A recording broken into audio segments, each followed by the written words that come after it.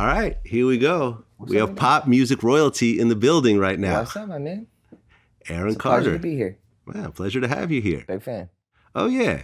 Oh, yeah. I mean, you're responsible for selling how many millions of albums at this point? It's reached about 65, 70 million albums 70 million. That's worldwide, right? internationally. Yeah, I sold 10 million records before I turned 10 years old. Wow. So, and I didn't even know what was going on. This was before streaming. This is when people had to go purchase the CD. Yeah, no, it was before the internet existed. Yeah. All that stuff. I mean, basically back in the day, you could almost compare Instagram likes and comments to what we used to do back in the day, which was mall signings.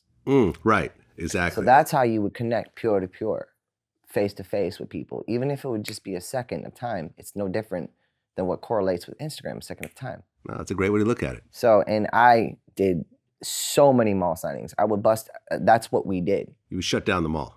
Well, 5, 7, 10,000 people, and I had to bust through them in 5 hours. An autograph, a picture for 5 Wow. to 10,000 people in 5 hours. Yeah. So that's kind of how I correlate Instagram and back in the day. And that's why I have such qualms with social media. Mhm. Because, you know, a lot of people are jealous, you know? And a lot of people out there, they almost like want to bring people down when they see them going up. And I've been somebody that has hit rock bottom many times in my life. And with that being said, I feel like the perception of people who are also maybe rock bottom, they want to keep you down with them. So they don't want to really lift people up when they see themselves pick themselves up, such as myself. I feel you. Well, it's your first time here, so I want to get into the whole story. Let's go. So you were born in Tampa. Tampa, Florida. Did you grow up in Tampa? I grew up in Tampa. We lived right in the heart of Tampa. And then we moved to Ruskin, Florida, which was probably like 45 minutes away. And then things kind of started popping off, you know, with my brother. And then with me, I came about 2 years after he started. So he got put into Backstreet Boys when he was 13 years old. Okay, My what year brother's was that? 7 years older than me, and I started when I was 6. Okay. So you guys are growing up, and there's 5 of you? There was 5 children from the same mom and dad. My Right. dad had 11 children. Ah, okay. He like Bob Marley. But you grew up with 5 kids. 5 kids, yeah. Okay, and you have a twin sister. I do. Got it. Okay. And from what I understand, it was somewhat of a dysfunctional home. You know, I think each child in the family has their own 2 cents and their own perspectives. In my opinion, being the baby of the family, like Michael Jackson and like people like that, what they try to do is they try to, like older family members, is they always try to become the patriarchs and the matriarchs of the family. Mhm. But the fact of the matter is I'm 32, going to be 33 years old, and I am the real patriarch of my family. Because I look out for my mom. I put her in rehab last year. I put myself in rehab if I have problems. You know, I'm the only one who's actually done it in my family and then was able to help another family member do it. And so I really love my family, but at the same time, I would much rather be appreciated for my accolades versus shortcomings that I have overcome and transcended from, if that makes sense. I gotcha. Because, you've talked about abuse from some of the siblings. Yeah. Like you talked about how your sister did something to you, or? Yeah, I mean, you know what? I mean, unfortunately, you know, for me, I had to really release these skeletons from my closet and be as transparent with the world as possible, because I felt like this is the only way that, you know, well, not the only way, but one of the ways that people will have a newfound respect for me is because I'm not afraid to speak the truth. People know that I ain't been arrested in the last year. Ain't nobody caught me on nothing. And I've been having people trying to set me up and do all kinds of stuff. I got 5 restraining orders right now. You know what I mean? From my family.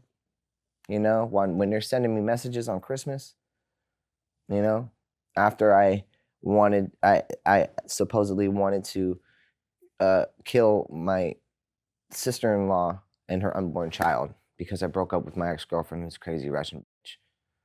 And she made up a lie. Okay. Like, nothing's gonna transpire from that. Nothing's gonna happen. I hope the best for my family, right?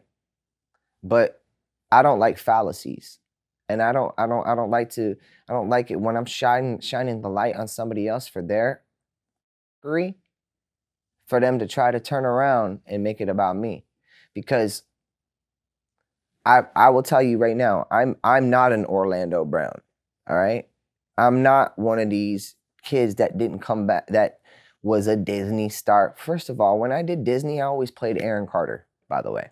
I was never a character. You were already a star at that point. I was only Aaron Carter. Yeah. When I did Jimmy Neutron, I did mostly Nickelodeon stuff. I did the whole Jimmy Neutron soundtrack. Aaron Carter, Aaron Carter, Aaron Carter. It was never some sort of fake name. So it was always me. Well, your brother, before he joined Backstreet Boys, was actually offered to join the Mickey Mouse Club. Yeah. Apparently, that's what he was talking about the other day. Yeah, and he turned it down. Okay. I guess they turned down like $50,000 to I go with the don't know Backstreet about all Boys. that, but Okay. I might not even been like walking around yet. So. Okay. Do you I remember? think it was like 8 or 9 or something when that happened. So I might have been a toddler at that point. Okay. Well, because you dropped a year after Backstreet Boys? I dropped about 2 years after. So they put everyone together at 13 years old. And then they had Sam Licata and Sam and Charles. And then Brian and Kevin came in and replaced them. So Backstreet Boys started taking off about the time that Nick was 15. And then I was already put into Tampa Paragon Music School when I was 7 years old doing punk music. Because I was listening, it was grunge days in 95, 96. So I was doing Kurt Cobain, Tom Petty, Bush, Savage Garden, you know, Glassjaw, like stuff like that. That's and you know, as much as I have my qualms and my dislikes with my family and maybe things that they said that I'm upset about, I still love them at the end of the day. But I will call them out on their bull. Okay. So your brother kind of gets on first and you follow as a solo artist. Oh, of course. Yeah. Now, was he already popping by the time you get signed or is he still in development? Oh, no, they blew up right away. As soon as they got rid of Charles and Sam, it was out of here. Off to the races, man. Okay. And then they looked at you like, okay. They did a song called Lover Boy. It was, I think, one of the first songs they ever did. Women be my lover boy. And it was the first one. And they were wearing like black jackets, looking like Fonzie and stuff.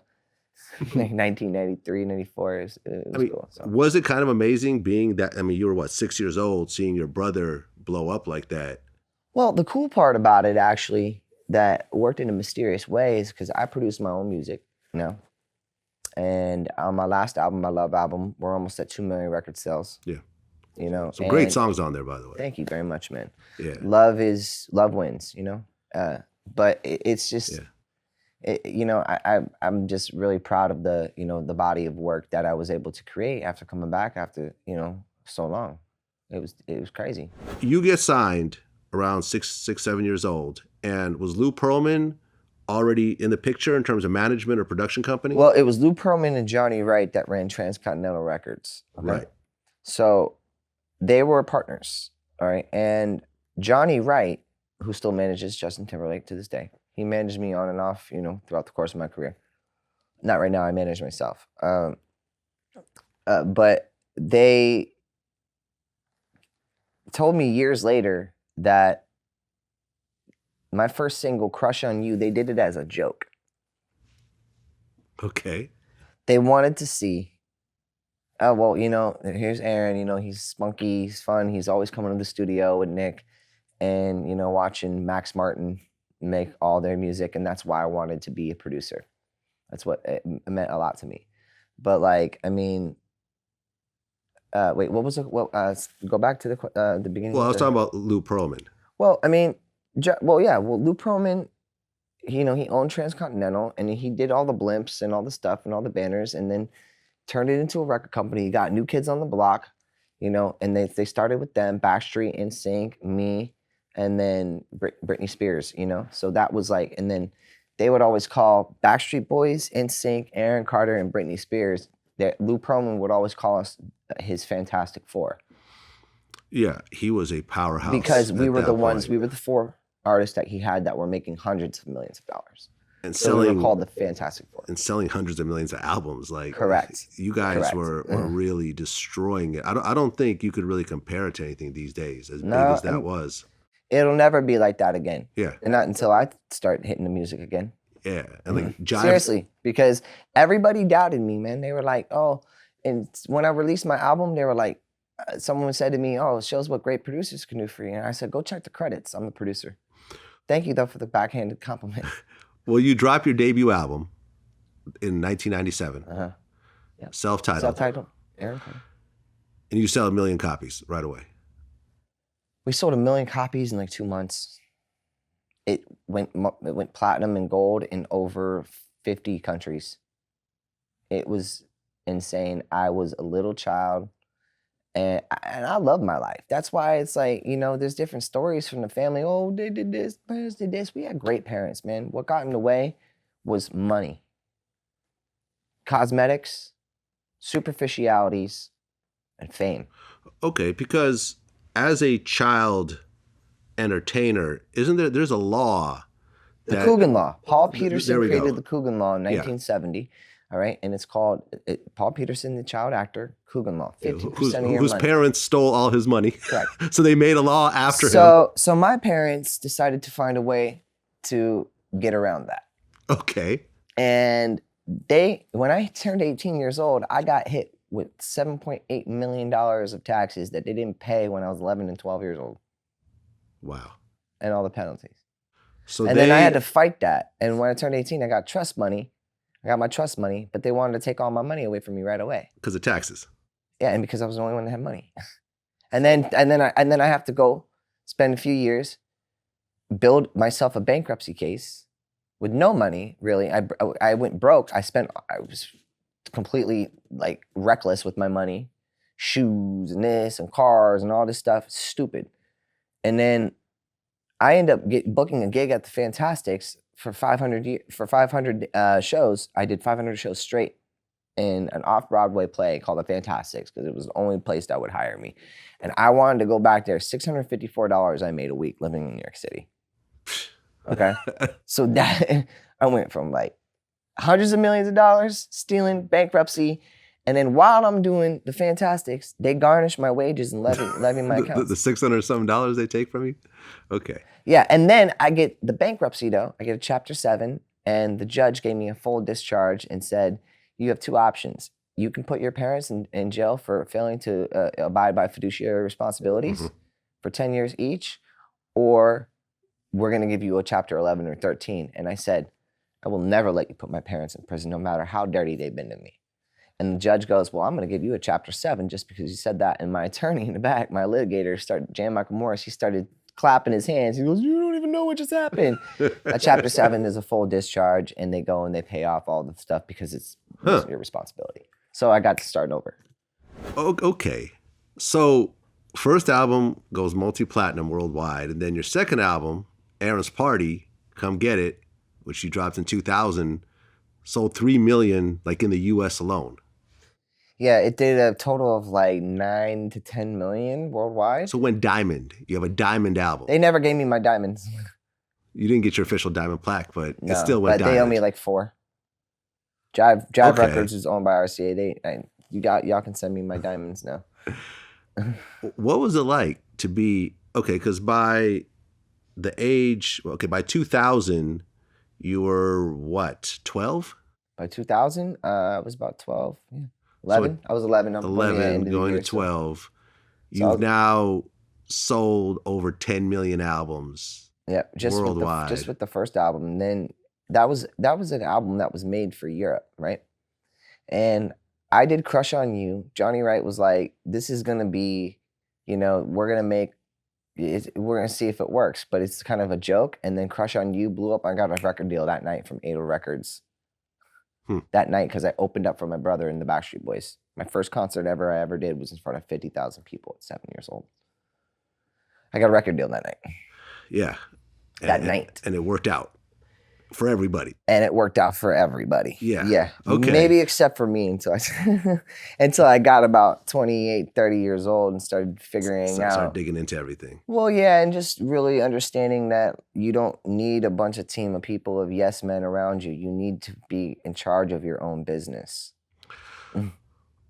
Well, around this time, your brother's blowing up as well. Backstreet Boys is selling millions and millions of records as well. Were you guys close around this age or not really? Yeah, no offense to Backstreet Boys, but my last album sold more than theirs did. There you go. So, love you guys. But it did. Do the sound scan. Okay. Well, then your third album, Oh Aaron, comes out. And that goes platinum as well. 4 times. 4 times platinum. And you actually have a duet with your brother, Nick, on there. Yeah. Okay. Whose idea was that? Theirs. It was Wasn't like, mine. I didn't want my brother on my album. Okay. They were featuring his solo record at the end of the album, promoting snippets for his solo album. Okay. Because you guys are all under the same production company, so they're trying to kind of cross market. We're in the same record label, but I don't like Yeah. that. I didn't think that was cool. Yeah. But whatever. What is your life like at this point? After dropping 3 albums and all of them going multi-platinum, you still being young, what do you think was the best moments of that era? Well, so I guess we did the self-titled album, and then Aaron's Party comes out. That's when I cut my hair with my dad. My mom cried. And then I did Oh Aaron. And then at that point with Oh Aaron, that was the cheesiest album I ever did in my life. I couldn't stand that freaking album, man. It was so weird. And just the songs and everything. I mean, I and then I'm listening to it and I'm just like, this is like not me. Like, and then I'm still performing I Want Candy and Aaron's Party and How I Beat Shaq. And then I released another album called Another Earthquake. Right. My 4th album. That's in 2002. And before you get to that, the whole beating Shaq, like... Oh yeah, he just did an interview the other day too. That was funny. Yeah. Did you guys actually like run into each other or know each other? Oh yeah, we did a little spoof thing for Spike TV. Oh, okay. Like called The Rematch. Yeah. And it was pretty funny. Did that a few years ago. He is the biggest human being I've ever met in my entire life. Yeah, I mean, standing next to him just doesn't even feel natural. Ass though when I was 12 playing basketball. Oh yeah, I did it with my eyes closed. You beat Shaq. Ask him. At 12 years he already old, told everybody. playing basketball. He already let everybody know that it was a real game. I got it. Shaq with all the rings, right? That's Shaq. The Super Bowl champ. Not Super Bowl champion. The NBA champion. Yeah. Yeah. That guy. The guy playing with Kobe, I right? whipped his booty. All right. No, it was funny though, because he came up in a video. I remember I was in Australia like a couple weeks before that, and I chipped my front tooth. So the whole video, I'm like trying to cover up my front tooth that looked like Jim Carrey's tooth in Dumb and Dumber.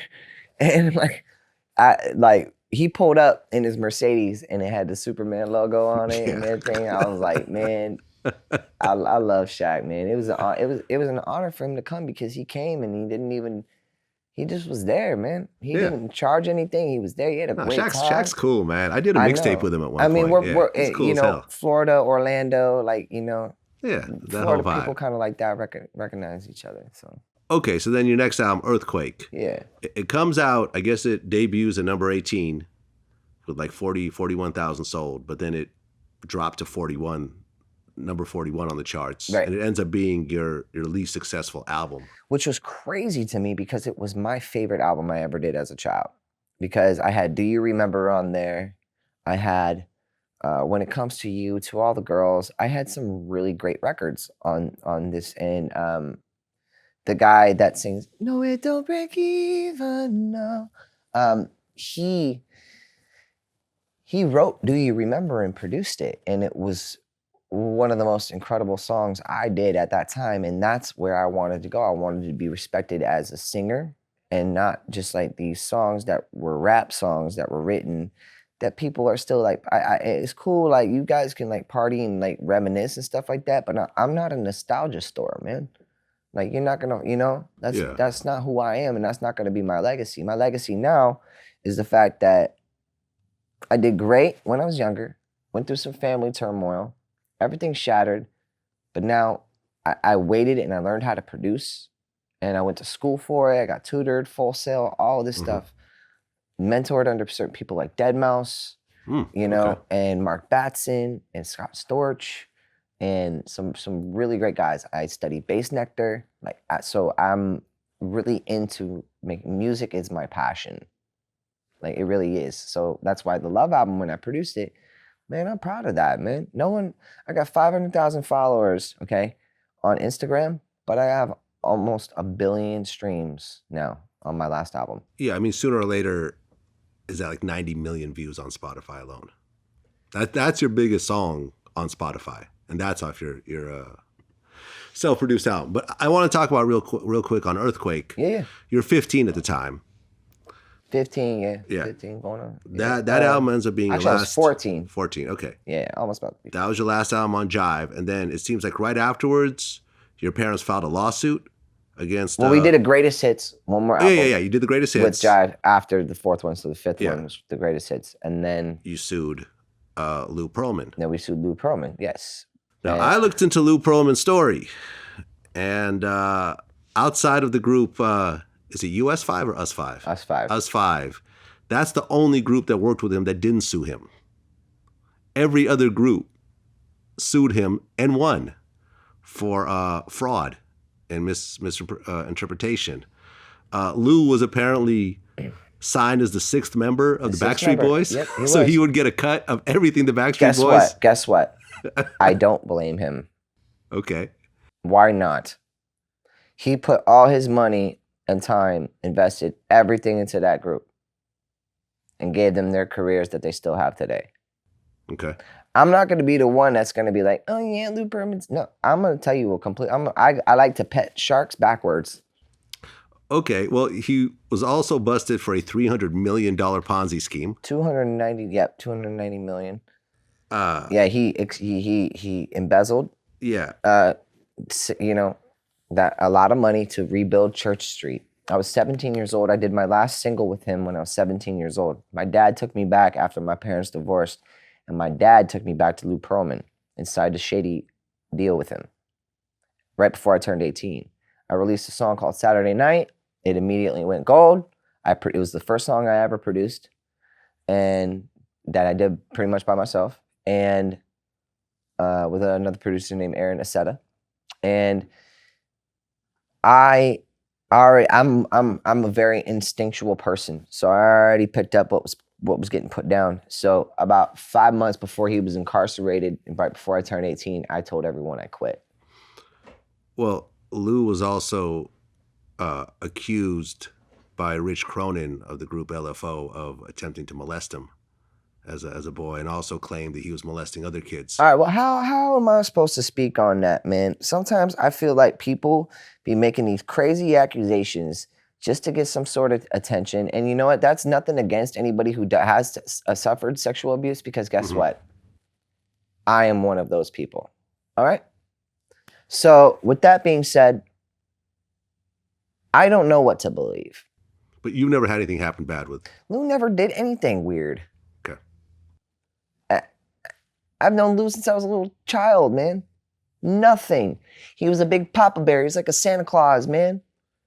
Like, why weren't the guys saying something back then? Riddle me that. I don't know. You hear these stories a lot, though. I know, but riddle me that. Why are you going to wait till he's dead and then start talking about it? Yeah. He eventually had a cardiac arrest and died in prison. I know. Well, you guys sued him. Yeah, well, my mom sued him, and we sued him for the masters, and I own the masters now to my first album. Okay, and you won that lawsuit, I assume. Yes, I did, and Okay. I own the masters, and Right. I'm remixing it, remastering, and re-releasing it. I got it pulled off of everything. I guess he countersued you, but they proved that you were underage when you signed the contract, so the contract was like null and void. Bye, Felicia. I warn everybody, you don't want to sue me. I will drain your accounts in court. I will drain you. At one point, you were dating Lindsay Lohan and Hilary Duff. I guess you could say that. I mean, I don't know if dating at 13 years old is a thing.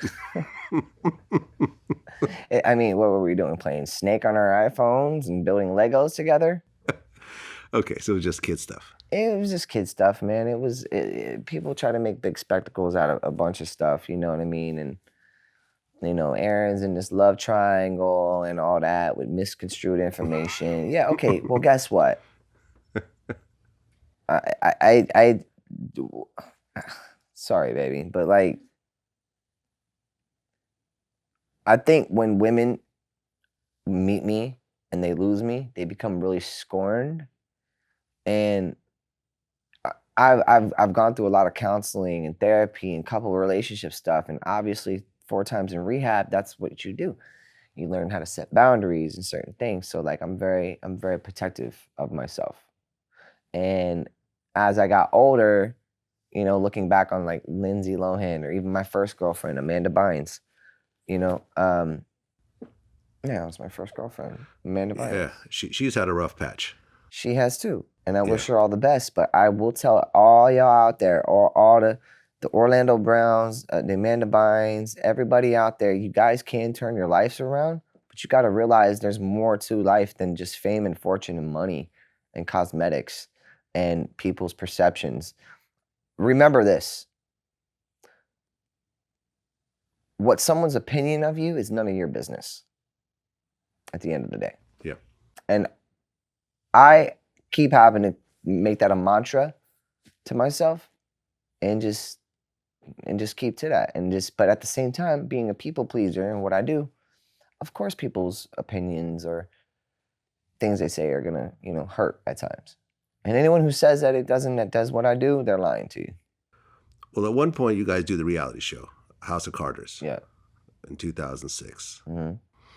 You mentioned on No Jumper that you and Nick had like a fight where you choked him out until he passed out, which never made it onto the cameras. Well, no, he said after I did it, he goes, "That's the first time you ever came at me. And then I'm proud of you," he said. He's like, "Look at my head. Look at this." Yeah. I was 19. I'm 30. I'm almost 33 now, bro. So were you guys really getting into physical altercations like that a lot during that era? Or throughout our whole lives. Okay, because at one point you were saying but like a big brother type of thing, I mean, sometimes he would be a little overzealous, but I'm here. You had mentioned that he was making you drink when you were younger.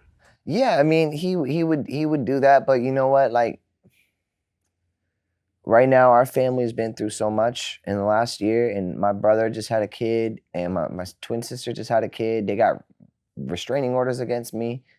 Man, talking about them, it rubs me the wrong way. Not even if I'm having a conversation with my fiance, if we're talking about this stuff, it rubs me the wrong way because I didn't appreciate my whole family trying to like allegedly prosecute me in a malicious way and using the court system to harass me. And I found out in the transcripts that with the restraining order against my twin sister and her husband, that they were trying to get me Baker acted and get a conservatorship over me. Oh. And they didn't win. So they could manage your money. So they could sedate me for the rest of my life, allegedly. And it's in the transcripts. That's what they were going to do. Well, and I had to fight for my life for that stuff. And I want to get to all that. I'm just kind of I know. Going down the timeline.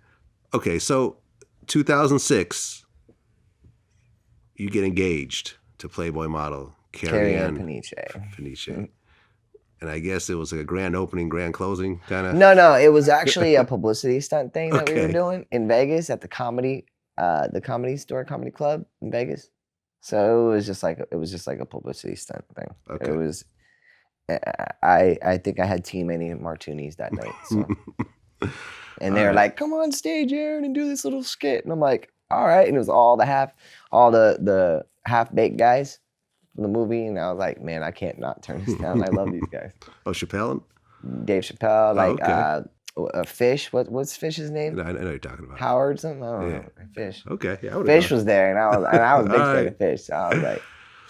All right, so then 2008, you get arrested in Kimball County, Texas. Yes. With I guess you were speeding and there was 2 ounces of weed in the car. No, I was speeding. There was 1 gram of weed in the car. 1 gram of weed. There was 1 gram of weed in the car in Texas, nothing. Kimball County. It's like a joint. I had actually gotten pulled over by that cop 8 months previously when I was Okay. taking an ex-girlfriend to Spring Hill in Texas.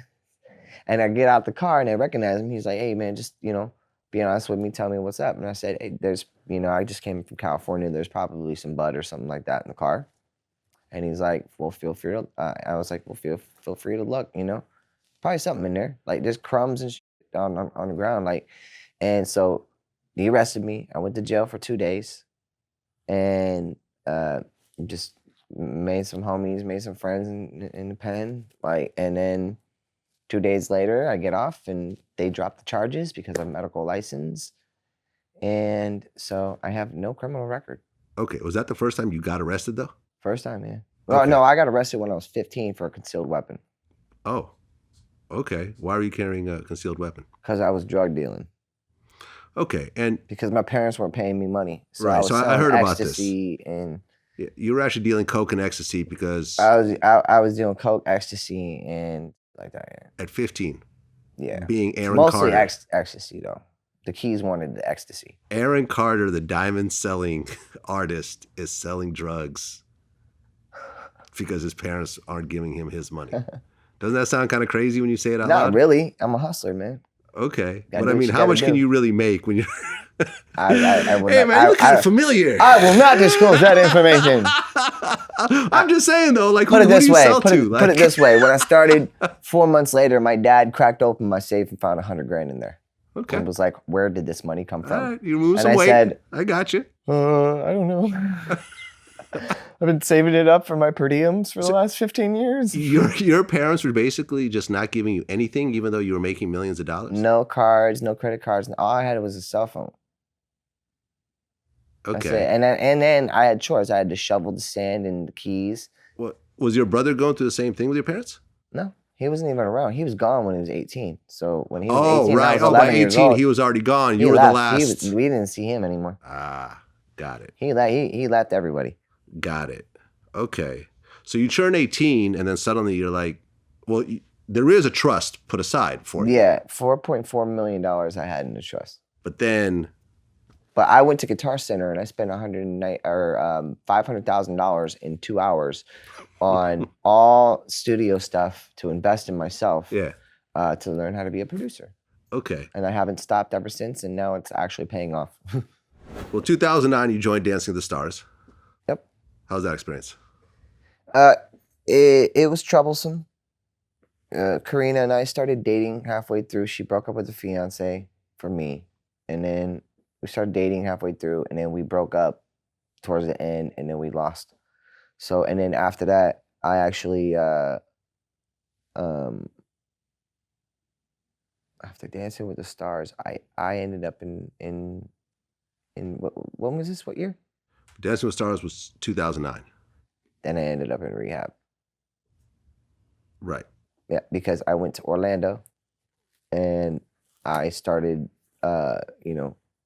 using really bad substances, huffing duster cans, Right. and doing that. Someone else just got caught with that. Oh yeah? Hold on a second. I'm going to have to tell you. You probably know what this is. I probably don't. Brandon Bug Hall, who played Alfalfa in The Little Rascals. It's sad. It's a really Arrested for huffing chemicals. aerosols, Yeah. inhalants. Yep. And He's around the same age as you. He's 35, a little bit older. yeah, but it's do you know who that is? yeah. I know who Alfalfa is. I don't know who the actor is. But it is so bad, man, because I mean, it destroyed my insides. I put so many metals and chemicals that I had to go to rehab over and over and over again to continue cleaning out like the metals that were in my body. Kind of like how when Iron Man got all that shrapnel in his torso when he got blown up and had to put that, like, that's how my body was. It was full of metals and it was full of all this stuff and all this toxic stuff that my body is still getting rid of these days, like, and I'm coming up on 3 years I'm coming up on 3 years now, and ever since I cleaned that up and went to Aloe House the last time for the 3 months that I went, since then I've been able to rebuild my career again, once again, make a good amount of money, buy my first house, you know, continue working on music. I do OnlyFans, which I have a really great fan base on OnlyFans. You do nude on OnlyFans? Oh hell yeah, Okay. absolutely. Do you have mostly male fans or female fans or I actually have mostly it's in between. in between? It's in between. It's mostly males. Okay. Well, at one point you said you were bisexual. Yeah, I mean, I can find a man attractive. Yeah, absolutely. Have you ever had sex with a man? No. So you're bi-curious. I mean, it's more so. Yeah, I guess you could say. I mean, I can look at a man and say, "Oh, he's well built. I wish I was built like that." But that's what I I'll look don't at. want to have sex with him. I will be watching like Avengers, and I'll be like, I like Thor's body. Like I want my body, and she. I wish I had Thor's body, but I do not want to kiss Thor. So correct. That's kind of how I look at it. I don't think that makes me bisexual. Correct. No, I'm engaged to a beautiful woman, right. And I am a heterosexual, but that doesn't mean that I can't say that, I appreciate that a guy that way he looks, handsome guy, he looks like a decent dude, whatever. You know what I mean? Because I appreciate a beautiful horse. When I see a stallion, I say, wow, that is a beautiful horse. But there is not a next step to that where I now want where you're going to go commit bestiality. Right, correct. Exactly. That's where I draw the line. That's where I draw mine too. Like someone asked me, they're like, "Oh, who's your man crush?" And I said, like Tom Hardy. Like I like Tom Hardy. Great actor. Brad Pitt, good looking dude. Those, easy on the eyes. I get it. What's the guy who plays James Bond? Daniel Craig. Daniel Craig. There you go. Good looking dude. Yep. Sting. Very rugged. Yeah. Sting. Got it. Great looking guy. I would like to, I would aspire to keep my looks and be healthy and stay in the straight and narrow. Sure. And it's like, people can tell when I'm not doing well, and people can tell when I'm doing well. But I do have a medical condition that does affect my weight. So I've been going through some health stuff. How much do you weigh now? Right now I weigh 120 and I'm supposed to be 175. Okay. You were 6'1". You were less than 120 at one point. You were like 110, 105? When I did the doctors, yeah. Yeah. So I'm What was the lowest you've ever been? Probably like 105 at 6'1", which is... Yeah, me and you are the same height, and I weigh 215. Right. So my ideal is 175. So I'm working with my doctors right now because I have a hiatal hernia and dysplasia, which is the beginning stages of esophageal cancer. Mm. So it's a stress-induced condition. There's the stigma behind it because not a lot of people know exactly how a hiatal hernia affects the body and what it can cause if so I'm almost like an avid spokesperson for these kind of things and how to deal with them. And so I just have to kind of take a step back and really focus on my relationship and, being engaged, taking our time, planning a proper wedding, not rushing anything, and just reducing any stress in my life or any sort of negative energies that are around me. And if that means I got to get rid of everyone and start over, let's do it. And I've done it many times before. It's called hitting the reset button. Well, in 2012, your sister Leslie died of a drug overdose. She did. 25 years old. 27. 27? She joined the 27 club. Was that your twin sister? No, I have nightmares about that all the time too. Sometimes like I'll wake up and I won't realize which sister is gone. Mm. And it's like really hard for me. Like I'll wake up, like, did Angel die or Leslie die? Sometimes I get confused when I wake up. Were you guys really close, you and Leslie? Leslie and I were very close. Leslie and I, she was my best friend, Mm. We went through a lot of stuff. Leslie, had some things that she was going through. But if you watch House of Carters, which I've been doing lately too, and I've been watching Leslie a lot on it, and I'm like, wow, none of us were listening to her, and all she was doing was asking for us to listen to her, and her emotions and her feelings. And my brother would turn away and walk away from her, and I had dealt with my previous stuff with Leslie in the past, that she obviously healed from, and said she was sorry to me one day for. And so, going through abuse like that at a young age. She was the one that was abusing you? Yeah, because she suffered from bipolar and she had some, it runs in the family. So yeah. Most of the people in my family that have the blue eyes actually are the ones that have the bipolar disorder.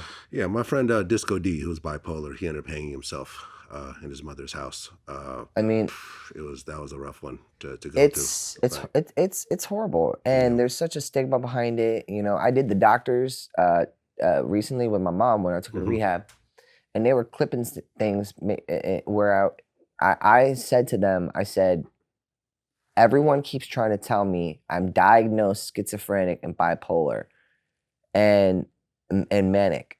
And that's what I said. And instead they clipped it to where it says, I've been diagnosed bipolar and schizophrenic, all for clickbait. Okay, well, my ex-mother-in-law was schizophrenic, and she would talk to herself. She would hear voices. When her and her daughter were just around, she would talk to her voices. At one point, her voices told her to kill herself, and she jumped out of a window. Schizophrenia is a very, very serious thing. It's not like just one of these regular. So you grew up with it. Well, I've been around it. Yeah. So, talking to me, would you consider me a schizophrenic? Absolutely not. Would you consider me manic depressive? Doesn't appear to be. Because there's a persona, and then there's what I am behind closed doors, right? And that there's a difference between that kind of persona and then my personal life, and I will stand up for myself, and I will be loudmouth. I'm entitled to my freedom of speech. So when I see people smearing my name or coming at me, I'm gonna come at you with my words first, my intelligence, and I'm gonna try to get you to calm your ass down. And if you don't, I'm gonna have process servers come find you. Well, your sister Leslie's funeral, Nick didn't show up to the funeral. No, he did not. Was there a reason why he didn't show up? Because he was performing 2 hours away for a solo concert in front of 200 people in Rochester, New York, and that was more important. Did that cause the big rift between you and Nick? Well, what do you think? Would you be pissed off at your brother if he did that? Yeah. Yeah. I got on a bus. I was broke as a joke. I got on a bus, and I used my last bit of money that I had to fly every single one of my family members to Leslie's funeral. And I was broke. Yeah. I was like panhandling, trying to raise money. I had to get on a bus in Koreatown, and a Greyhound bus in Koreatown, New York City, and drive there on the bus because I had to pay for the rest of my family's tickets. Right, because the next year in 2013, that's when you filed for bankruptcy. Yeah. So you were already on the edge at that point. Yeah. Of course. Yep. Well, in the bankruptcy, it said that you owed $3.5 million. Bankruptcy said 3.5 million, yeah, because they got most of the penalties taken away first. Because I had to hire tax specialists, forensic accountants, and they had to go back years and years and years. It cost me over $100,000 just to file the bankruptcy. Because we had to go back and we had to prove it, and I had to show that, so it was definitely detrimental, but it was a learning curve because, man, there's so many people out there that, no offense, but man, they can't even handle that heat. Yeah. But they got families, they got houses, they got beautiful stuff.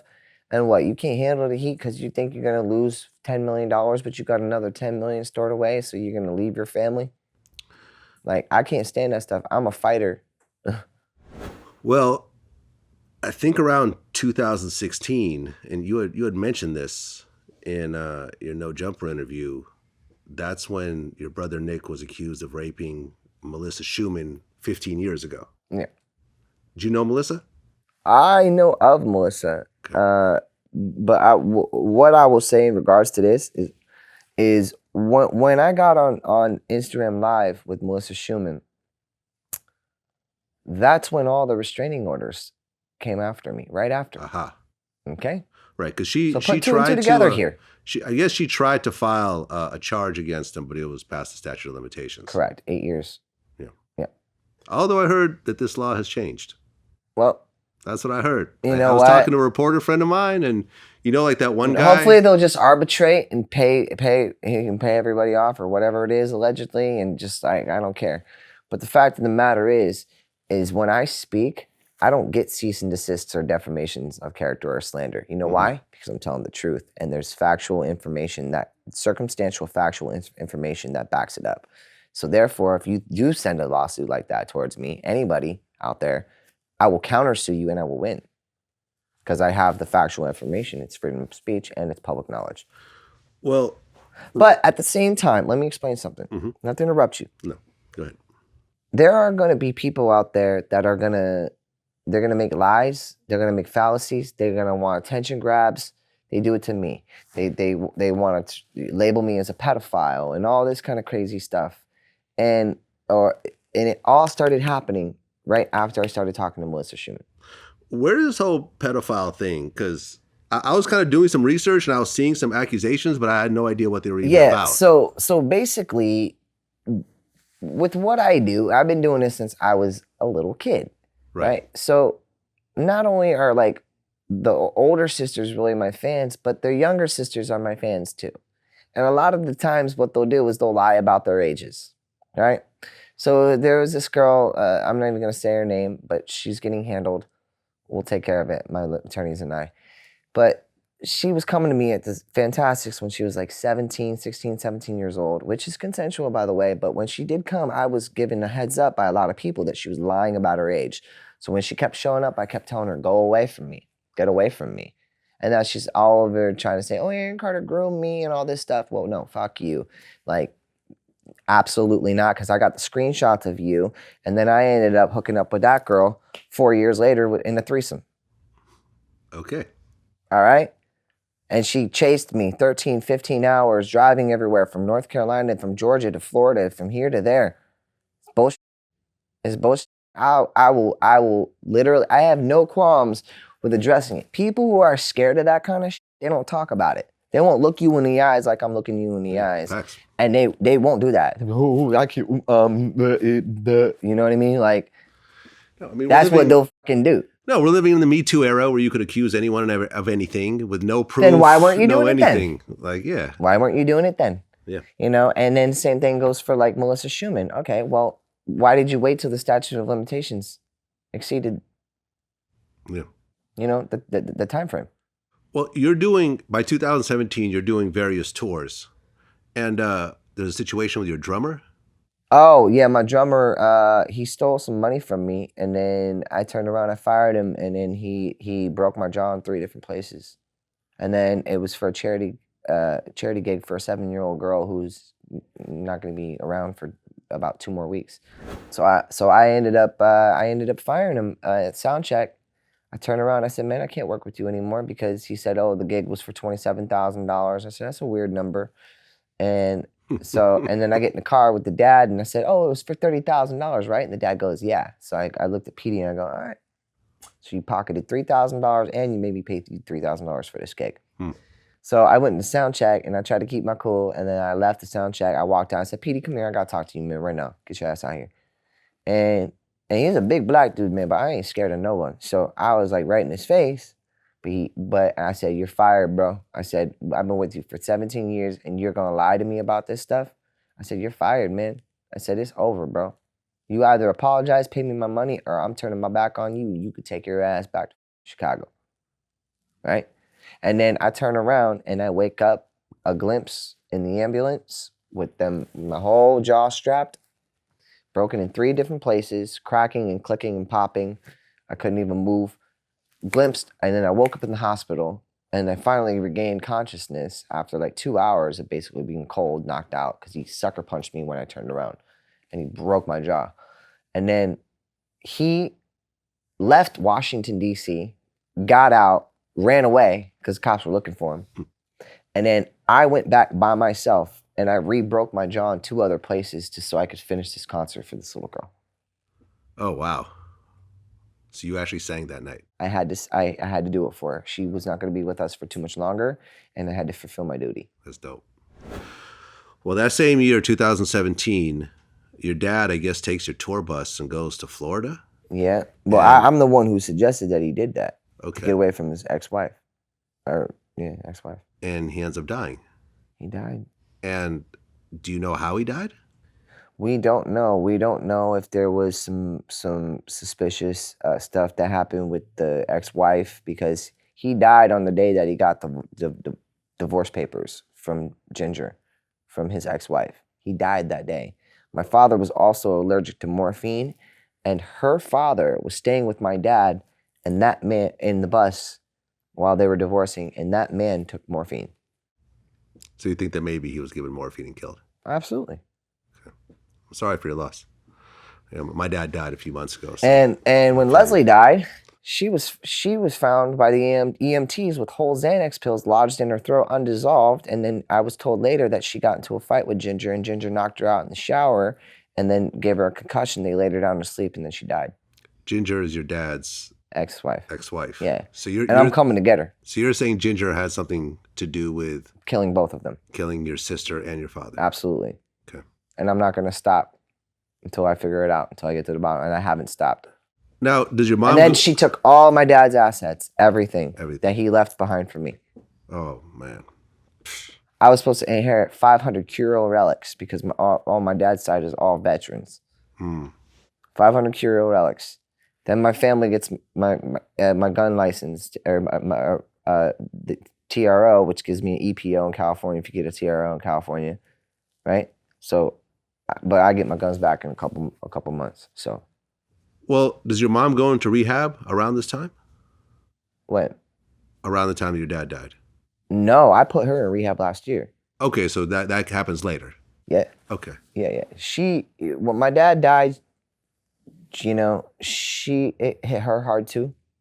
And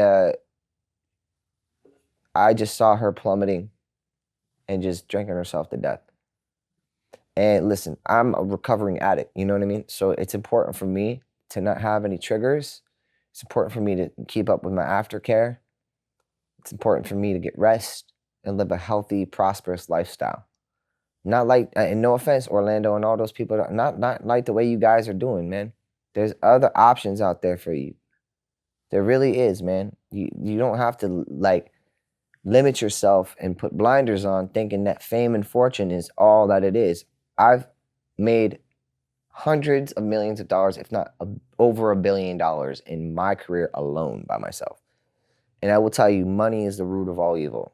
Do I like money? Yes, because it helps me pay my bills. I can have some toys. I can spoil my woman. I can buy her a big-ass ring. You know what I mean? You know, get her the things that she wants. You know what I mean? Like that. And like beauty salons and do businesses. But but you just got to be smart. And you got to take responsibility for your own shortcomings. You mentioned the show The Doctors. You do that in 2017. And then you go into rehab afterwards. They saved my life. Yeah. The Doctors. This is your second time in rehab? What? After The Doctors.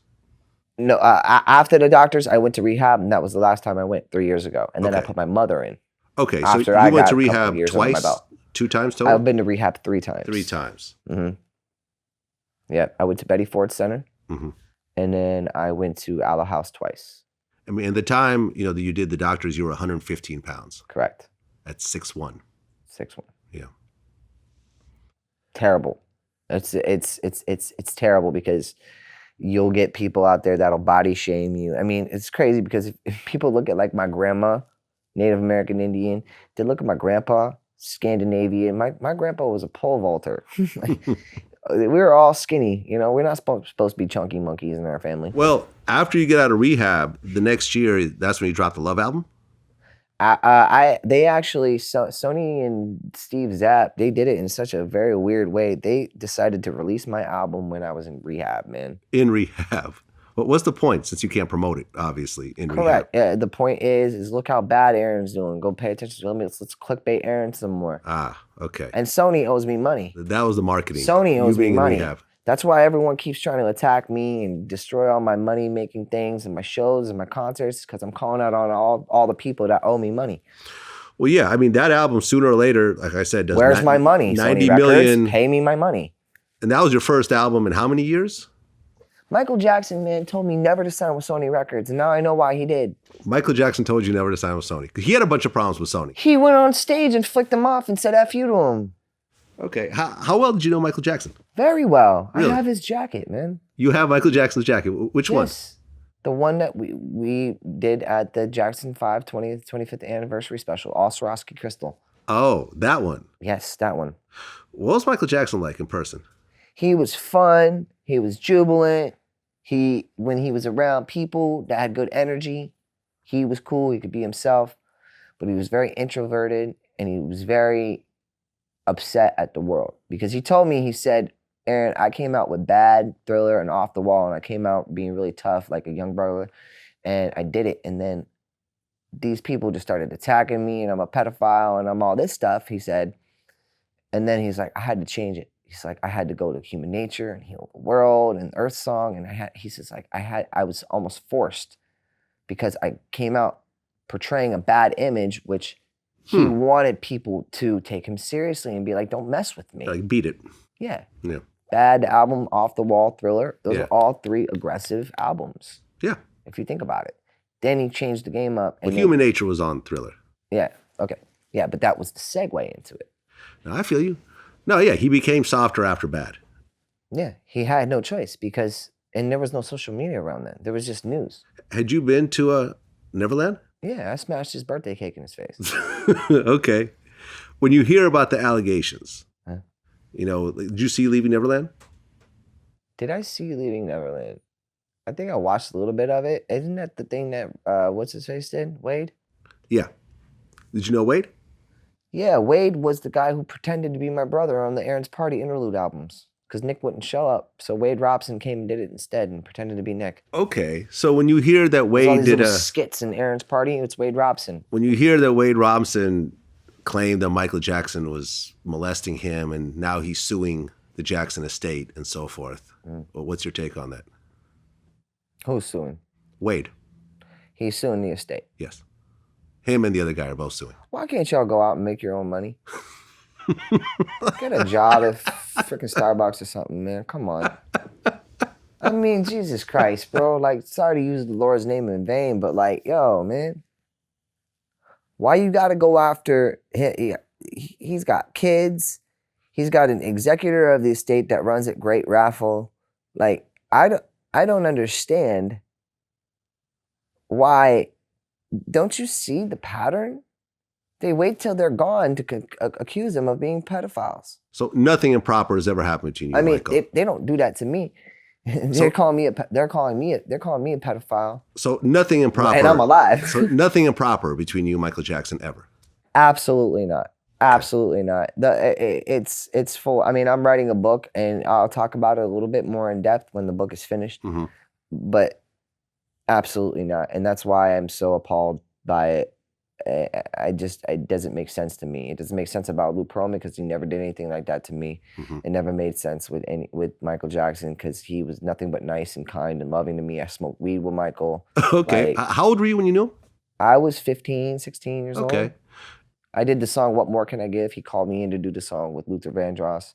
He picked Luther, Usher, Celine Dion, me, my brother, and Destiny's Child, and Billy Gilman. And those are the people he picked to do What More Can I Give? Well, from your perception, why do you think a grown man like Michael liked to be around children like yourself? Well, he told me, and because I asked him, you know me, y'all know me now, I'm very candid. I was like, so what's up with like, your thing with like the little kids and like your statues around your house of like Peter Pan and stuff?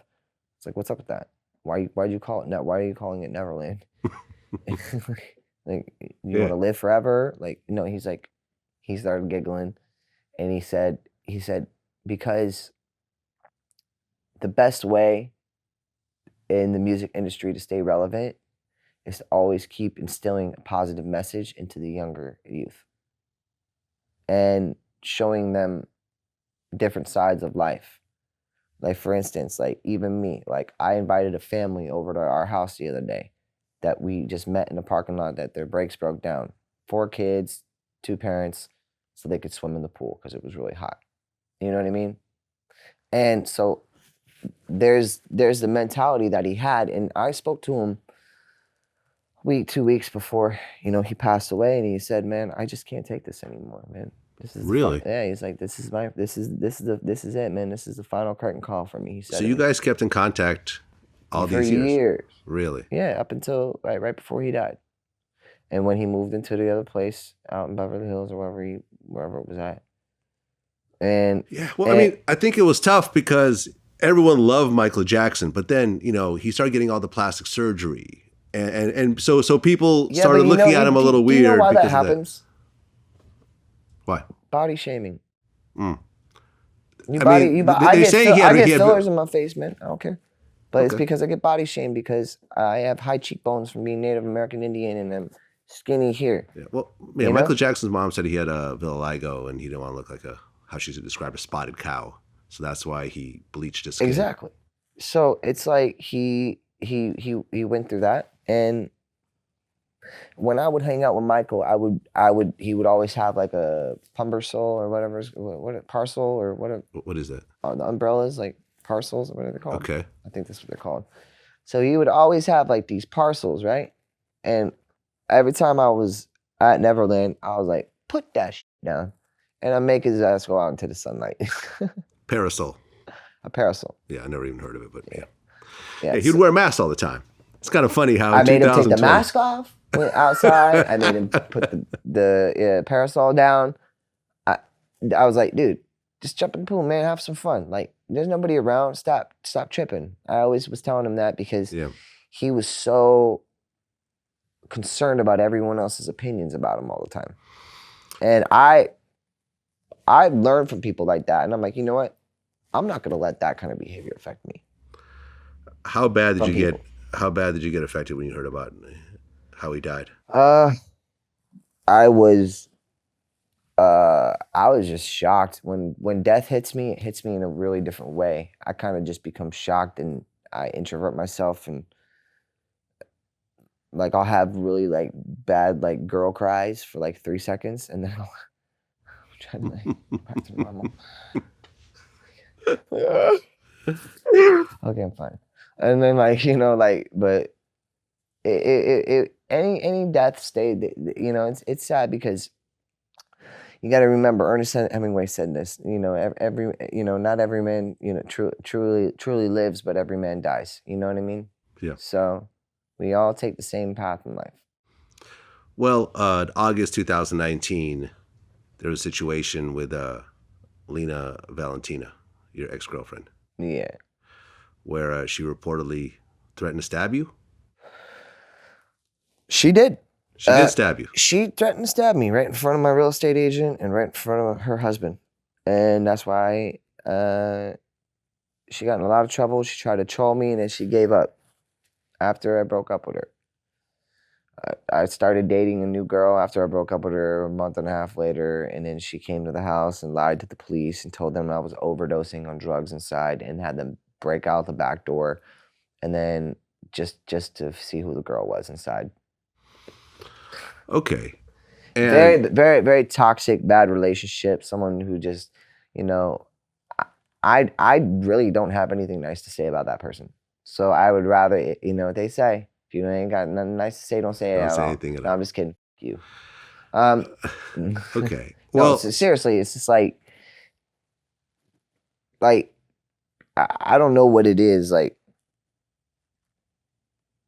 I'm a good dude, and if I feel like I'm being taken advantage of or my boundaries aren't being respected, I'll let the relationship go. Well, I'll leave it. Well, after that, at one point, Nick Carter goes on Twitter and says, after careful consideration, my sister Angel and I regret that we were required to seek a restraining order against our brother Aaron today. In light of Aaron's increasingly alarming behavior and his recent confessions that he harbors thoughts and intentions of killing my pregnant wife and unborn child, we were left with no choice but to make every measure possible to protect ourselves and our family. And I guess your twin sister Angel also filed a restraining order against you. Right. So with those measures, why would you get a restraining order against your brother, right, that wants to kill your unborn baby and wife, and then send him messages on Christmas saying, I love you so much, hope you're doing well? You were forced to give up your guns around that time? Yeah, I had to. I got an EPO from Angel, not because of Nick, but they're allegedly Nick and Lauren. They're all like the ringleaders behind it. How many guns did you have to give up? Like 15. You have 15 guns. Oh yeah. Are you ready for war? I'm an avid collector. I like to go shooting ranges, you know, and then I believe in my Second Amendment. I got guns too. I just don't have 15. I collect them. I collect them. them. I grew up with like a 410 shotgun by my bed, a military policeman father. So we grew up all shooting guns. I mean, all my family members have guns. Like, and then so to answer, like, repeat that for me again, because there were some key words I wanted to respond to. After careful consideration, my sister Angel and I regret that we were... Okay, why is Angel involved? Why would she be involved? Why would she stick her nose in between two brothers? Why? When that's my twin sister. Okay, next one. My sister Angel and I regret that we were required to seek a restraining order against our brother Aaron today. Okay. In light of Aaron's increasingly alarming behavior and his recent confessions that he harbors thoughts and intentions of killing my pregnant wife and unborn child. Okay, so my recent confession. Where's the confession tape? Don't know. Where is it at? Was that based That's on a called song defamation of character or and something? slander and malicious prosecution. Are they saying it was from a lyric or no? No, I don't know where they're saying it from. All right. I went like 4 months of a depression time when I wanted to leave Lena, and my sister and Lena both sit me down, and my twin sister goes, "You don't want to kill anyone, do you?" Just like that. And I'm like, "What? What do you mean? What do you mean?" She's like, "You don't want to kill anyone, do you?" And then what happened is Lena, when she got kicked out of my house, she called Angel right away, and she told Angel that I wanted to kill my sister-in-law, an unborn child, when I'm the one who introduced Nick to Lauren Kit. Yeah, I've never heard of anyone wanting to kill an unborn child. Get this. They used in court, they said, their attorneys used in court, and they said, I was unloading my guns in Vegas, but it was right in front of my house with my address in the back. So that's what they presented to the court. And my attorneys laughed and they go, he's not in Vegas. That's his address behind it. And he's unloading the guns with the California locks on them out of his car. And so they were sending out people and that's why TMZ won't touch me. They know not to touch me. Well, I guess you did an interview with the LA Times in September of that year, of 2019, where you said, I never said that. You also said that, you know, your brother Nick, who's a member of the Backstreet Boys, is using his power and publicists to try to silence you as he champions women who say they've been sexually assaulted. Correct. Silence Aaron as he champions women who've been sexually assaulted. Yeah, and the fact of the matter is I'm the kind of dude in my family and the man in my family that I will own up to my or my shortcomings, because I have been through rehab. I have been through that stuff. I don't want to harbor anybody else's skeletons in my closet, and it's never your job to give those to me, you know? And I wish the best for my family, but leave me the fuck alone, guys. Well, Angel, Corey, Nick, Lauren, all y'all better stop what you're doing. Lori Knight, the people who are trying to Lori Knight, this old manager of mine said she got caught and got doxxed by this guy named Rick Batstuba, and saying, I work directly for Nick and Angel and we want Aaron's old phone. So they can go into that phone and it's got her number on it and everything. Well, you said that Backstreet Boys fans would show up at your house and try to get in your garage, and they broke down the doors. They called cops. They swatted. They were calling bomb threats to your house? They were swatting me, which means they were saying that I was overdosing, or getting police to come to your house, basically, and break down the doors. Break down the doors. If I would do a sleep stream on my YouTube, they'd say, "Oh, he's passed out and overdosed on drugs," and they call the cops. They called the cops on us the other day because we deleted our social medias. So anything they can do to try to continue building cases is what they're doing, and they'll go to fucking lengths that you are unfathomable. Yeah, as that documentary says, unbelievable. Harvey Weinstein So at the same time, like, I will never accept them into my life unless they send me an engraved apology. It doesn't have Engraved. to be public, but let me let you guys all know something out there. If you ever see us ever again, they apologized. Well, right after Together. that, I guess 2 weeks later, you got your face tattoo? I did, yeah. Okay. So the Medusa, she stands for, it's a Greek god, Greek mythology. So the Medusa, the reason why I got it tattooed on my face was for a couple of reasons. One, a defense mechanism. Two, if you stare into the eyes of Medusa and you're a man, she would instantly turn you to stone, right? And you have bad intentions or whatever it is, because Medusa was a victim of rape. Oh, really? That's the Medusa story. Yeah. Yep. And then she was sent and cursed because of it, because she was raped. So that's why I have the Medusa. But that's why I have the love. But this doesn't say love. It means lion in my Finnish language. So the way I spell it, the way it's under my eye, that means lion. That's why I have this lion tattooed here. Everyone always, oh, love, love, love, love. Nope, it's not love. It's lion. It means I am strong like lion. One of my good stylists and buddies, Keno Benz, told me, he said, remember, Aaron, you're always keep this in mind. You are strong like lion. And he's from St. Kitts. So, but like I said, you know, I really do wish them the best of luck, but don't send me emails. Don't try to provoke me and get me when I'm in my saddest moments to violate my restraining orders, because that's complete. All right. I'm sorry, but if my brother ever said he wanted to kill my fiance or wife and our unborn baby, I would go to his house and I would whoop his ass. I say, meet me out on the street. Put your restraining order down, meet me out on the street and buck up. Well, March 30th. And I would never speak to him again. Why would I? Would you ever speak to somebody in your family ever again and send them an email saying, I love you so much on Christmas, 5, 6 months after you got a restraining order, and accused him of wanting to and set him up for murder for hire? And all kinds of crazy shit. I feel you. I got one thing to say to that. Get out of here, you bitch. So then, March 2020, there was a domestic violence incident where, Aaron, you claim that the woman sitting next to you right now choked you, and the police came and she was arrested? Yeah, she was arrested.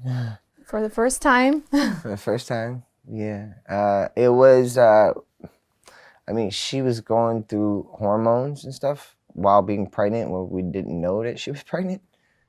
And there were some personal issues that were going on in the relationship that kind of were already, there was no foundation, right? You know, like, I mean, I don't know. It was a big misunderstanding. Yeah, and the cops didn't really give much of a say. I came out with my shirt off, like, yeah, and she was really trying to just, like, pull me closer, and obviously she's got crazy-ass nails, and I was like, knock it off, you know what I mean? And they saw that, and then they didn't really give us much of a choice, so. Okay, well, Melanie Martin, Yes. ladies and gentlemen, how would you say the situation went before the police showed up? How the situation went? Yeah, from your point of view. From my point of view, like I said, it was just a big misunderstanding. I did not think it would go to that point at all. I didn't think I would be so aggressive, and and me I would too. be that way. And me too. Yeah. Like, it takes two to tango, man. Well, So in the articles, it said that you were trying to break up the relationship and you were asking her to move out. yes. And that's what kind of led to the choking and the punching. Well, we had a disagreement about, something that was a boundary that was crossed. And I had let her go we broke up at about 7:00 amicably. And she went and did a pregnancy test and came back 12 hours later to show me the pregnancy test. And I was like, I don't know if I believe this or whatever it is, and this was before she got arrested, that same day. And comes back 12 hours later at night, shows up. I'm like, nah, I don't want to do that. So, and she was extremely hormonal. Like, it was, and I have a lot of sisters, Dave. So there was no reason for me to like get any EPO or press charges or do anything like that, because everybody like deserves a second chance, in my opinion. And there was a lot of emotions going on. There's a lot of lessons learned. And I mean, I don't know. What would you say about it? I mean, that we've that it's in our past and we're trying to not make the same mistakes. Same mistakes again. Yeah, like Yes. and that we've been discussing with with Frankie. He's helping manage me right now, and just how we didn't really have a solid foundation. Like what was he? Like it's just like a relationship is based on a solid foundation, and Yeah. we have it now. So we that's didn't all have a that solid matters to foundation, me. so it all crumbled. Well, you went on YouTube, I guess, right afterwards, and you said she choked my trachea. And then you showed like a scratch on your arm. Scratch on my side, and then she definitely came at me because she wasn't, and I don't know if like she was just flailing her arms all over the place, but she got me good. I couldn't talk for like 2 days, but it wasn't like she was like, I'm gonna kill you. Like, it was just like, no, please don't leave me, please don't, like, and so transcripts, and then how things are interpreted through transcripts from police records can be completely different than how it was spoken of. Well, because I never wanted her to get arrested. I told the cops, I said, she don't need to get arrested, nothing like that. Who called the police? Who I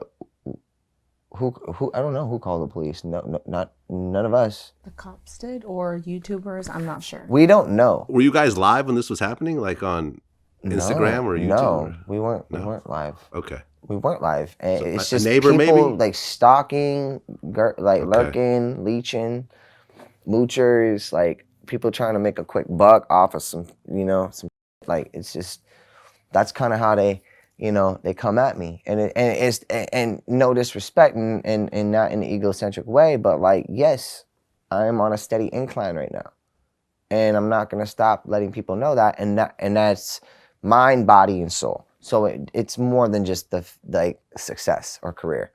It's our relationship, that's gonna come first. Well, Melanie, you get arrested and you were held on $50,000 bond, Right. so you couldn't get out at the time. It was during COVID, and the person that I called said they would be there within 2 hours, and they showed up 2 days later. So yeah, yeah, it was very. Who is the person that you called? A bail bondsman. Are you sure about that? Yes, a bail bondsman. Okay. Yes, a bail bondsman. I wasn't bailing your ass out. Okay.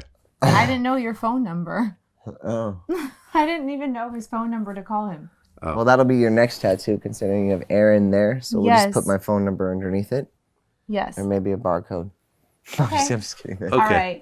For the future, no. For the future right. phone call that I gotta make. Yeah, there will be no I future. know, I'm kidding. You are not Larissa I know. from 90 Day Fiance. Yeah, okay? 3 times. You've been watching No, that. no. It was a big misunderstanding. Fortunately, the district attorney dropped it. Okay. You never press charges. No, of course So it just not. kinda No, went I away. don't press charges on women, man. Sometimes they just lose their cool, man. Okay. Okay. So in April 22nd, you guys announced you're having your first child together.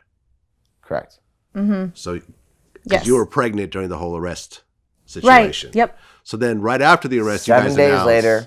you announced that there's a baby on the way. But then 7 in days, June- But 7 days later, I broke up with her for 6 weeks. You broke up with her while she was pregnant. Correct. Okay. How do you feel about that, looking back on it now? I didn't believe that she was pregnant, Hmm. and I thought there was some dumb shit happening in the relationship that she needed to learn from, considering I've fucked up certain relationships in my life. So I was just like, well, I don't know what to believe. I don't know what to believe because I got 20 people out there telling me I have their kids. Yeah, but she could take the pregnancy test in front of you. Like, She didn't. yeah, I got you. And then, so, but that's, I mean, that's neither here nor there essentially because, you know, she had the miscarriage and God works in mysterious ways. So I truly believe that, you know, we will be able to get to that point where we can, or she can feel comfortable trying again. Because neither one of you has kids? No. Okay. How did you feel when you found out about the miscarriage? We're still sad about it. Yeah. It's tough, man. It's tough. The 6 weeks were really tough being apart. Yeah. You know, I went into another relationship and really tried to like just domesticate myself and settle down a lot more, but my heart couldn't let go of her. So I was just like, and then I kind of saw some like self-destructive behavior from her. And I was just like, well, I can't let this happen to the woman I do love. So I just don't want people taking advantage of her. And that's what a real man does for his woman and for his fiance and wife. We're not dating. This is the first real engagement that I've ever. I'm gonna be 33 years old. This is not a joke. This is the real deal. Eventually, maybe, possibly, hopefully, I can rekindle everything with my family. We can come to some sort of agreement that's like, all right, let's let bygones be bygones, and let's just shut the fuck up about each other and stop making this a family battle and a war for everyone to keep making money off of us. Right, because you guys are now engaged. Because we're engaged, and I didn't get to make it to my brother's wedding, and I apologize to my brother. I always did. But if they want to have a relationship with us and with me, and they know their little brother, I'm a very good person. Like, I do the best that I can by everybody. So we would like to see them there, but at the same time, if we got to rebuild a family in our own family, I will do it. I will construct it myself. I will use my bare hands, metaphorically and physically, to rebuild. So you and Nick just don't talk anymore? It's not that we don't talk. It's just that he always tries to be a father figure to me, and enough is enough. And, you know, how about, hey, bro, congratulations, you bought your first house like I've been telling you to do for 10 years. Never got that call or that accolade. Mm-hmm. So it's a little offensive. It's like, you guys see me doing good. Where's my appreciation? Yeah. You're coming over here, spending time with me, and now all you guys got at my new house, besides Nick, and, you know, Angel and all them, and then it's just like, okay, but now you have restraining orders against me? I'm so confused. Do you have a favorite Backstreet Boys song? I love Bye Bye Bye, Tearing Up My Heart. What's the other ones? God Must Have Spent a Little More Time on You. Okay. They're all classics? Yeah, all amazing NSYNC songs. Yeah. Those are all NSYNC songs. Oh, did you? Yes. Oh, my bad. Yes, they were all NSYNC. Bro, you know I'm a troll, right? You know I'm a low-key, like, intellectual troll, right? Yeah, you know, I'll just be honest. Like, I was a little too old for the whole boy band thing. It just... Nah, you totally got me on that one. That was a good one. Those were all NSYNC songs. I'm like, yeah, those are... Yeah, I was those are all trying songs to I not know. laugh. So I was trying to not laugh. NSYNC. I was wearing an NSYNC shirt yesterday. Is there a Backstreet Boys song that you just hate? That just gets on your nerves? No, they're all good. They're all good? Those guys slay, man. Yeah. Yeah, they slay. There's a reason why they're still around.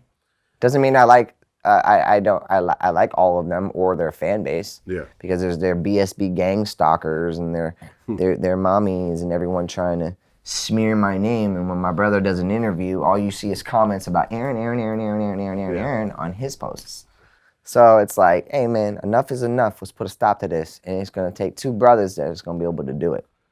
I remember on No Jumper, you mentioned there was an interview or something out there where someone compared you to Justin Bieber, and they said, "Oh, we're glad that Justin didn't end up like Aaron."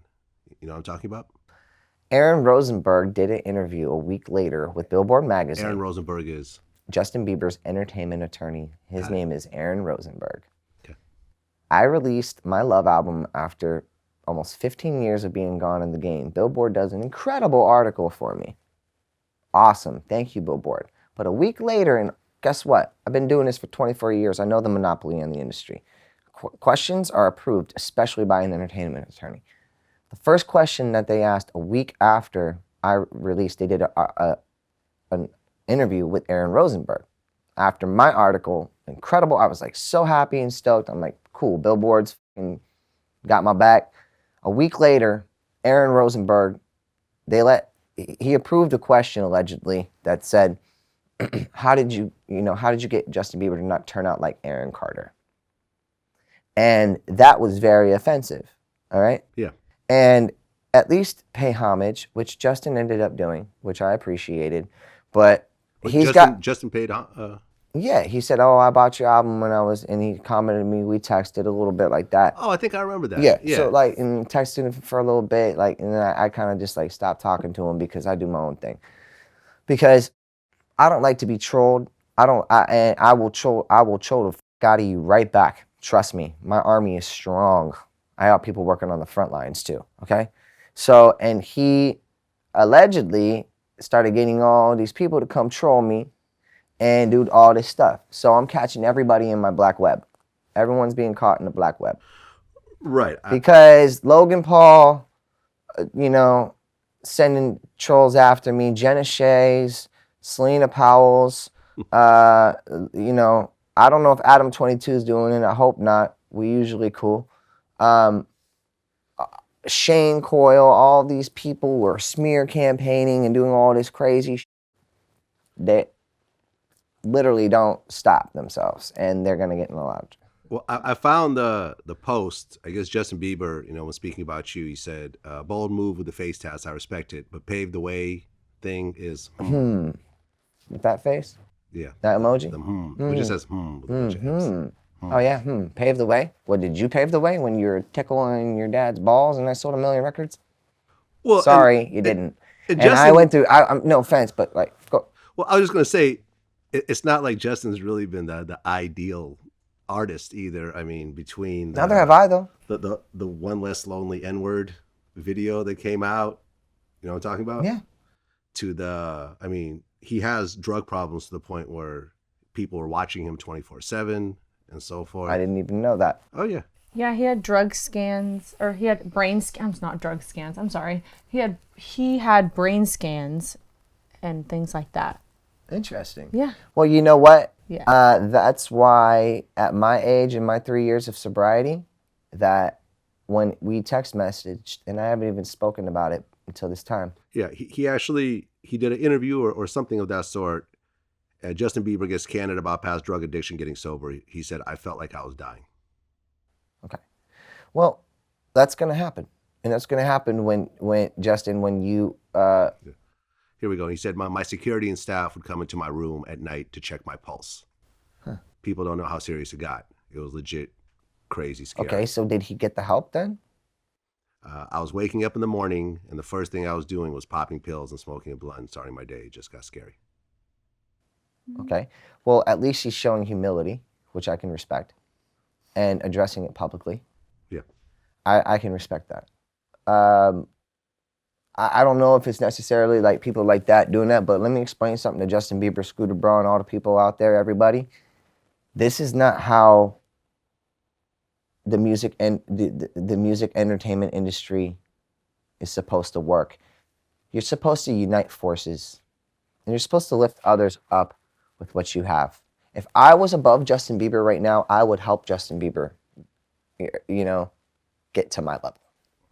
So I expect the same thing, especially when I am fixing my life. I am going through the same things.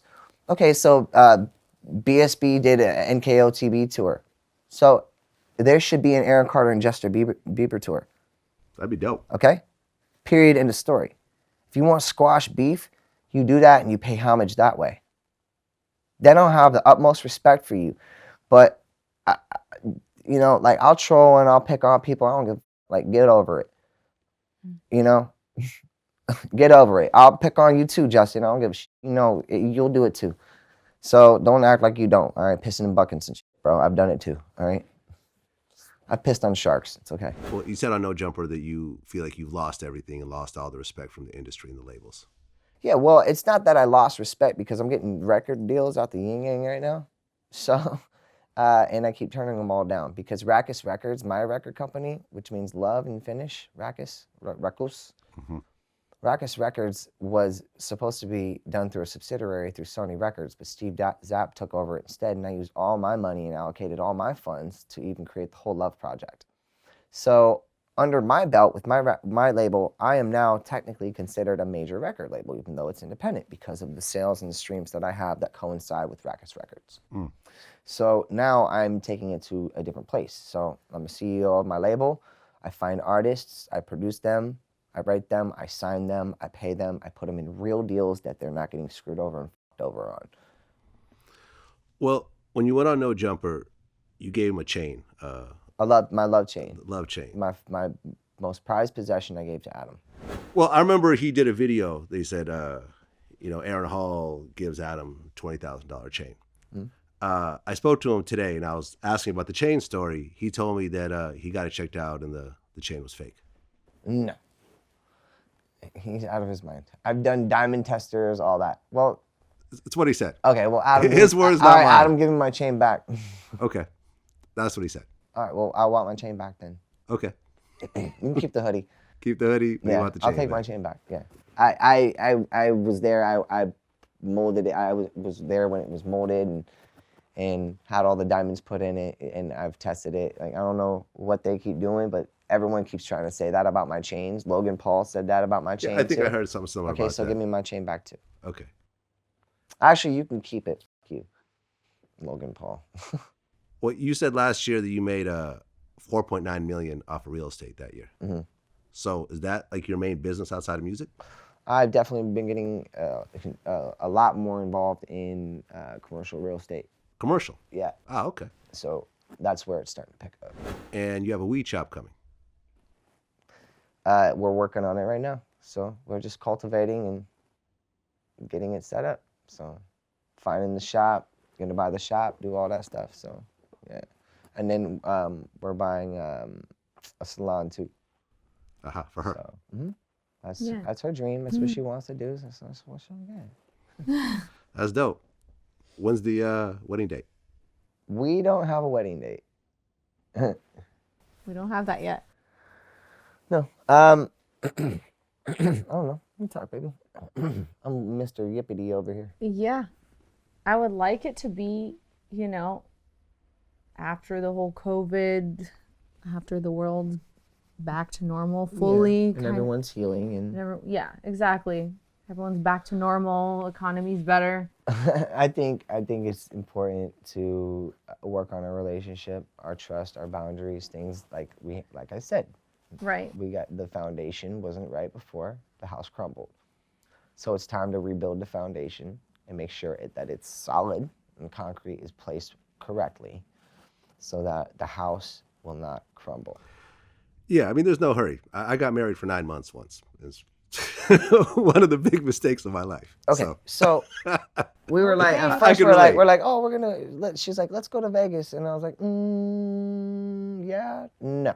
And I was like, no, Smart. I'm not doing that. I was like, I'm not doing that because in retrospect, looking back, like, I would like to, even all the turmoil and stuff that's happened with my family, I want to see them there. Yeah. I think that's... I want to see them there. Do I like them right now? No. Yeah, I mean, listen, I don't rock with my family either. I don't like them relate. right now. Sometimes, you don't pick your family. So sometimes you just get a lame group of people. You really don't. But Bob Marley always said this, and I love this quote. He always said, don't ever think you need friends, you need family. He always told his children that. Yeah? I don't know. You sort of form your own family at one point. You do Yeah. in essence, but friends do come and go. Yeah, that's They true. really do. It's rare that they stay around your whole life. This is true. Do I have any lifelong friends? That's what I'm saying. They come and I go. got a few from elementary school. I got one from elementary school. But it's rare That's about that family really separates and takes years off, such as friends do. it. Yeah, but like I said, sometimes you're just born into a lame group of people. I think I love my family, but sometimes I think they're just a little overzealous, and I wouldn't necessarily call them lame. but I would speaking say for myself. I would say their behavior is lame. Yeah. And I would say that we just need to just chill out, or just we can stay out of each other's lives, and I'm okay with that. Yeah. Because I will prosper in any way, because just as long as I have my health, I truly have wealth. I don't need money to have that. There you have it. Well, Aaron, I appreciate you coming in. Monumental story. Thank you, man. Tens of millions of records sold. Ups and downs. Losses, the wins, rehabs, the losses, the rehab. surviving. Yeah. Phoenix rising from the ashes. Yeah. Like, you got to be tough, guys. And everybody out there that's watching this interview, I hope that you learned something that, like, even me, like, you might see, like, certain, like, erratic behavior or, you know, stuff like that. But there is a persona to me. And then there's who I am behind closed doors. Well, look, you woke up this morning and you get to do an interview.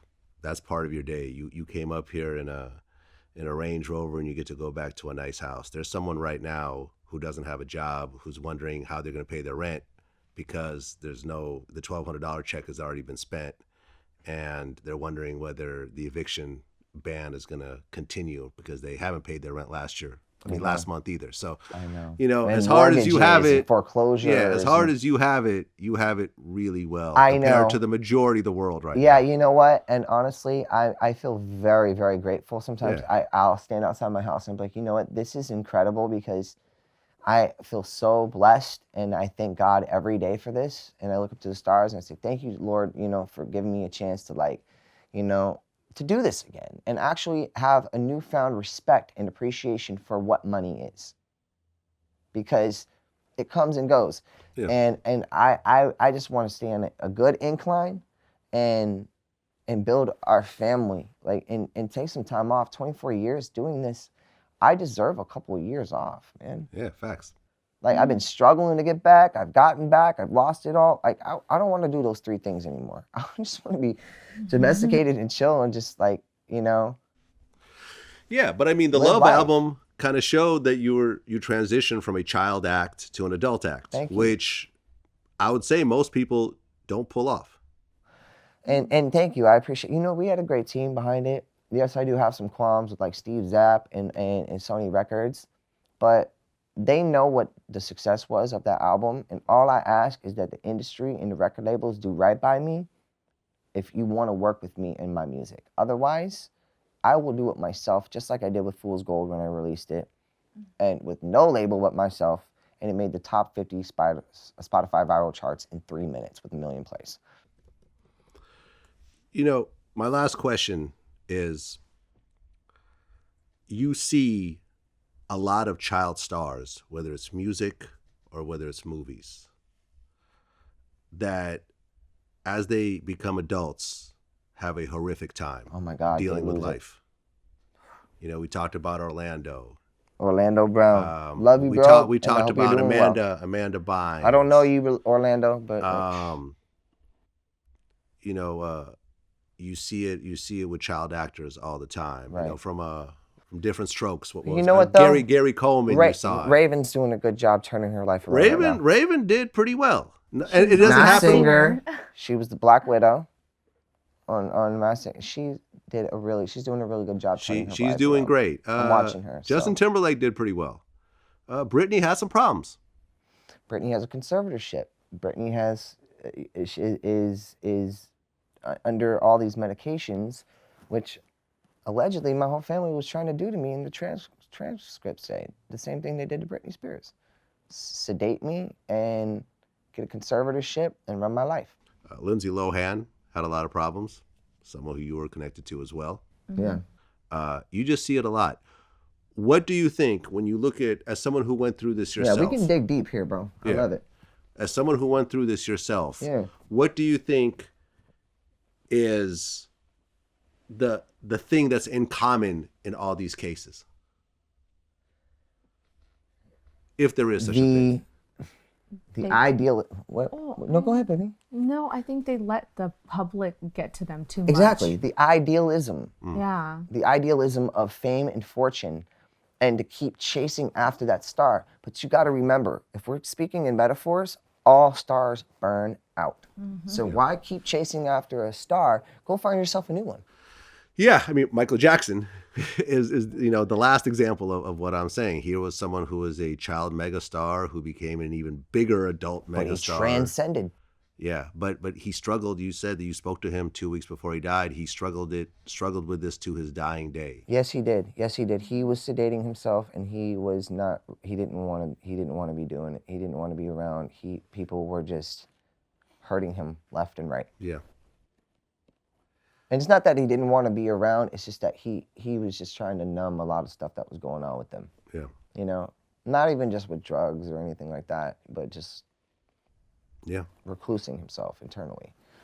Well, Aaron, I appreciate you sharing your story. I think it's a very powerful story. Thank you. And a cautionary tale at that. Yeah, there's someone that's singing in the mirror right now at 5 years old that wants to be the next Aaron Carter. Well, you know what? You know what? We're all going to make mistakes in our lives, and you can always turn your life around. Yeah. You really can. Yeah. You can turn it around. You can switch up your attitude. They say an old dog can't learn new tricks, but I actually know how to train dogs, and old dogs can learn new tricks, okay? It's a fact. Yeah. So, and I'm not necessarily an old dog, but like mentally and spiritually, it's time for me to step up and just chill out, focus on my music, and then, reach our goals. I want to teach music one day, conduct an orchestra, do scoring for music, for films, and, continue to work on my own music, release my own stuff, but at my pace.